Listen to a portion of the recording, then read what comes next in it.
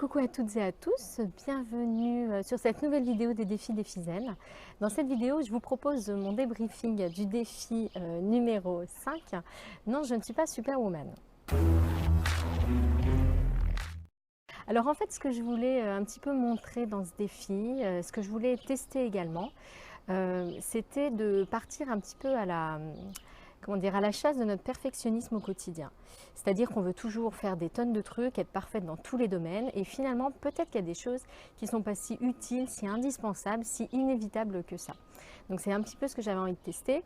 Donc je vous proposais en fait de choisir parmi plein d'idées en fait pour simplifier le quotidien. Bon, c'est des idées que moi j'avais trouvées, mais j'espère que vous en avez également eu d'autres. Et de choisir dans plusieurs domaines des petits trucs pour se simplifier la vie. Donc d'essayer de tester chaque jour deux simplifications à mettre en œuvre donc pour alléger un petit peu le quotidien, puis voir les choses différemment.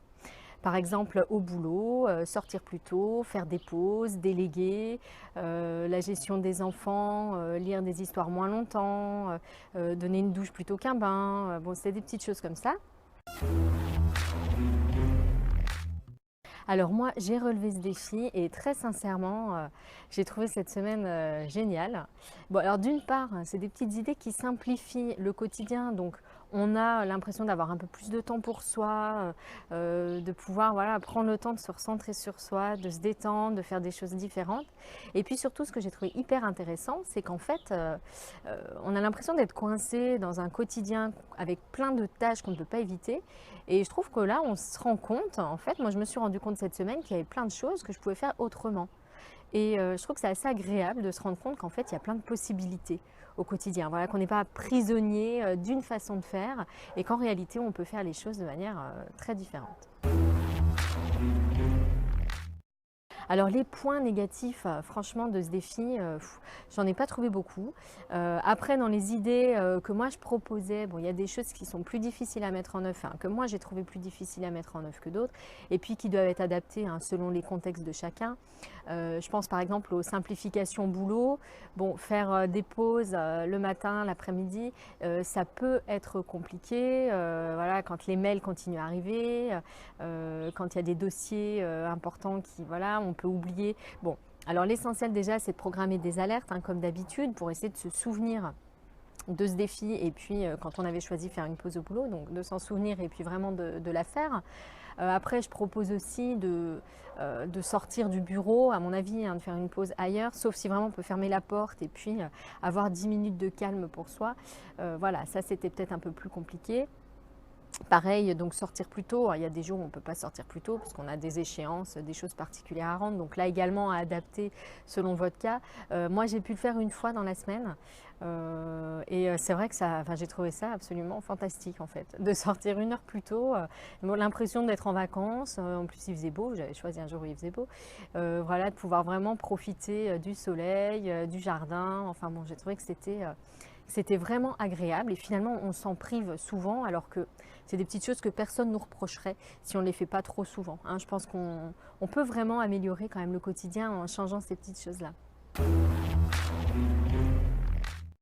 Alors les points positifs en revanche, vous vous en doutez, j'en ai des tonnes parce que j'ai vraiment apprécié. Bon, j'ai pas pu tout tester, déjà dans toutes les idées que j'avais trouvées, j'ai pas pu tout tester dans la semaine, mais je vais prolonger, je vais continuer en fait à les appliquer parce que vraiment je trouve que c'est super.